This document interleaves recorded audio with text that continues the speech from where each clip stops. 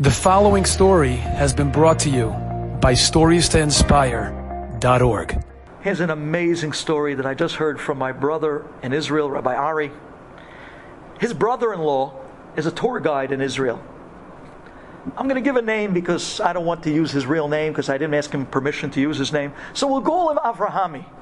Avrahami. Now Avrahami, an amazing personality of a guy. And as a tour guide, it helps. People love him. This is a real people's person. He gets everybody to laugh, and he has great jokes. And he knows everything about everything. You know, one of those tour guides. And he has an amazing voice. He sings, and he cooks. I mean, this guy's like the everything guy. The people's person. Everybody that goes on tour with him in Israel, they love him. Especially the Americans. Every time people come to Israel, he picks them up by the airport. He takes them around. They love him. Here's a guy of spunk that knows how to really get the crowd going. This past year, Simchat Torah, Avrahami was called by a shul in his neighborhood, and the shul consisted of mostly a bunch of old men. Now these old guys, their Simchat Torah really isn't, let's say, the young Simchat Torah anymore. They had their years. And because of that, basically it's one guy holding the Torah going around, and everyone sitting in their chairs and clapping. 1, 2, 3 hakafot, and that's it. Everyone goes home. They felt bad. They wanted that year to bring in some young blood, some new life. So what did they do? They called up Avrahami. They said, listen, we know that you are a powerhouse of a personality. You know how to get people going. You're funny, you're lively, you sing. We're willing to even pay you. Come to our shul for Simchat Torah. Make the hakafot something powerful, something lively. Avrahami, he says, listen, I'm not going to take money to come and be mehazek hakafot of a shul. You know, in the yeshiva where I come from, says Avrahami, there's another 200 guys like me. They don't need me there. You know, it's like Superman on planet Krypton. They don't need me there. But by you, I like it. I want to give chizuk to a shul. I'll be there. No charge. Just l'shem shamayim. The Rabbi said, thank you. Simchat Torah night, Avrahami shows up. And Bemet, he looked around. It was like a Moshav Zkenim type of a place. He looks around. And he smiles. He says, I'm going to get this place going. He's going to be the religious DJ on the dance floor with no music needed. He's going to get this place rocking. Simchat Torah starts.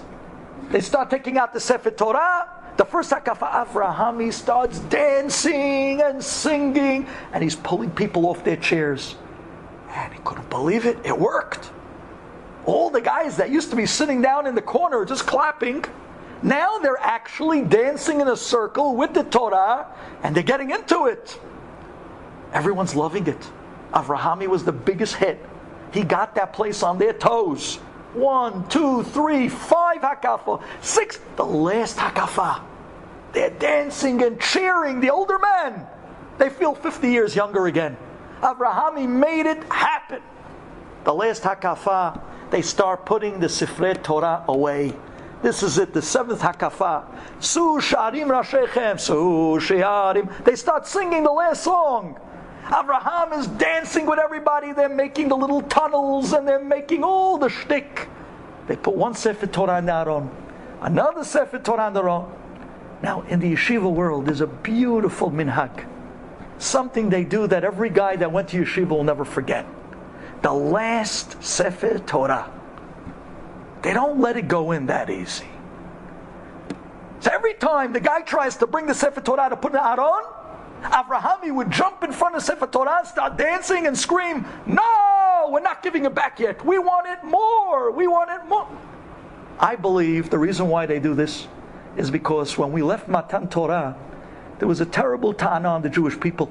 We ran away from Matan Torah. We were scared that Hashem was going to give us more lotases.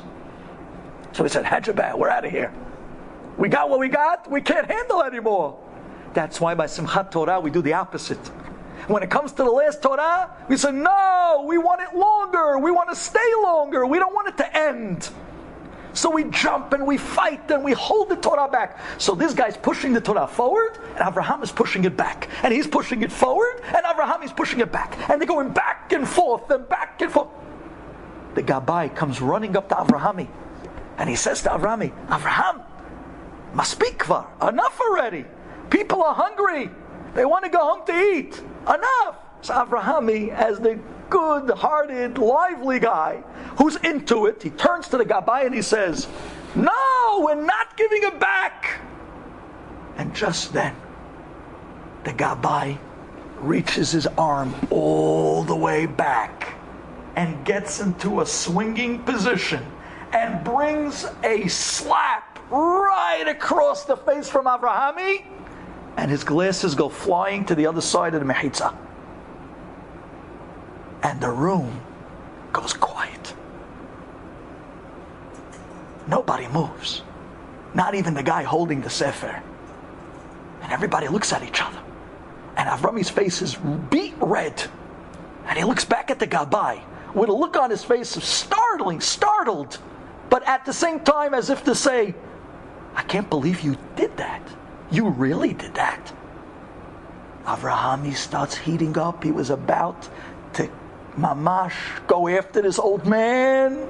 Tipol alehem emata v'fahad. What he was going to do to this guy. And just then, an old man from the back of the room jumps up out of the seat. And he literally comes running up and he grabs Avraham by the shoulders and he screams to him, please, no! You know the story of Reb Chaim Kanievsky. Please don't say back a word. Avraham looks at the guy. And he thinks to himself, like he told my brother, I can't believe I'm in the middle of this story. And then he says to Avraham, please, I'm begging you, don't say anything back. You know the Reb Chaim Kanievsky story. Don't say anything. I have a daughter that has a mahala. Give me a blessing that she'll be okay, please. When Avraham heard that, his arms were as heavy as lead.